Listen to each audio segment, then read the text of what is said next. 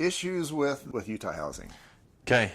Utah housing, just to remember, this is not an income generating property loan.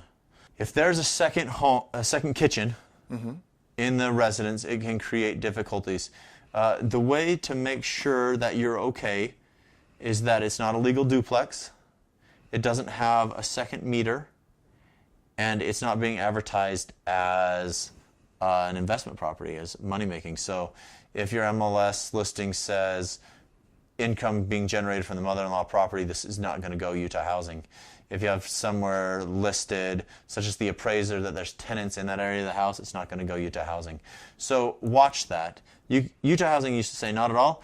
Now they say it's acceptable, but it's got to meet a few things.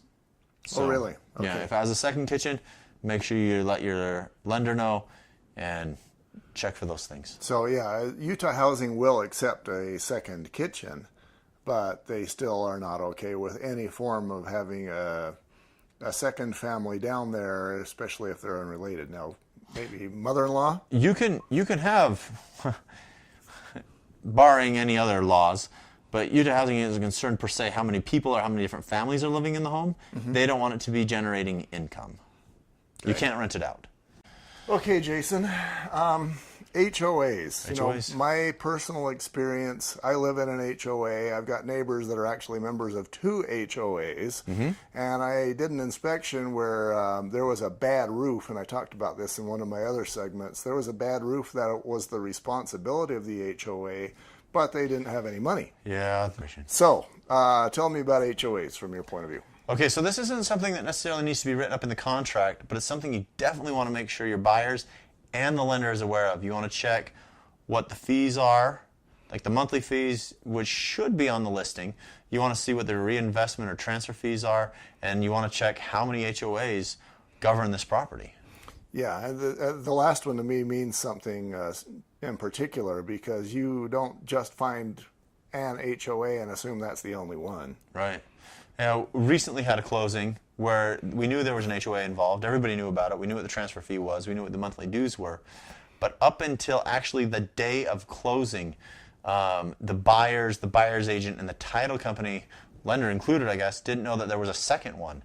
And the title company actually called us as the lenders and said, "We're so sorry. There's another HOA." And the transfer fee, the reinvestment fee on that was a couple $1,000s. Ouch. Yeah, it was upsetting. The borrowers had the money and it went through, but there wasn't very many happy faces. Yeah, it doesn't make anybody very happy to do that. And, you know, then realtors, even if they're completely not at fault, the fact that the borrower is walking away unhappy, that means that realtor's probably not going to get a phone call later. So just something to watch. As a buyer's agent, you want to ask the questions, ask your title to verify it, make sure the lender knows.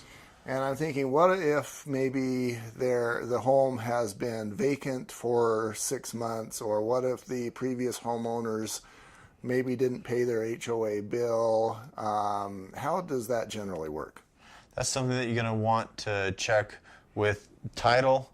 The sellers will know. The organizations that's selling that home will be able to find through their membership of the HOA, through default, through other channels, how much is owed. The HOA knows. The home's part of the HOA. The HOA is going to figure out who owns that and let them know the fees, or put a lien on the home. So it is discoverable. Make sure you look. Okay. And by looking, that probably means talking with the title people and perhaps interviewing the sellers. What if the what if the home is foreclosed? So if it's foreclosed and owned by a bank, they're going to have to look through the CC&Rs. A lot of times you can get a cert that asks. So like if this is a condo, the lender's going to get a cert that says how much dues the HOA can go after to the lender for non-paid and how much of that can be charged. So these are all things that should be fairly easy to find. The seller should have access and must have access to these to sell a home. Okay. And even if it's even if it's Bank of America that is the owner of the home, they should have They will know. Your worst case scenario is absentee landlord. Seller purchased property within the last 90 days. Yeah, flips. this used to be okay just about any way you took it, with enough documentation. The thing right now is FHA doesn't play that game. And it's not easy to tell when the 90 days begin or end. So, yeah, I'm thinking, yeah, how do you find 90 days? Is it the day that they made that they got maybe signed the REPSI, or the day they closed? it's actually for the sellers, it's neither one of those. We need the warranty deed of when they recorded that the sellers were the owners. Okay. So sometimes the sellers will buy the home and close, and then it's recorded a couple days later. I had one instance when it was recorded weeks later. But from that time, when the sellers own the home on record with the county, till the time that the contract is written for the buyers, is the 90 days. I've had some agents think sometimes we'll write that contract at 60 days, by the time we close it'll be 90 days, and it'll work. But no, from the time that it goes on record that the sellers own the home to the date the contract is written for the buyers is the 90 days you're going to be counting. Yeah, that sounds important, because that's the last day associated with the previous purchase and the first date associated with the next purchase. Right. And then that's got to be 90 days. Yeah, and so that's for FHA, Okay. right?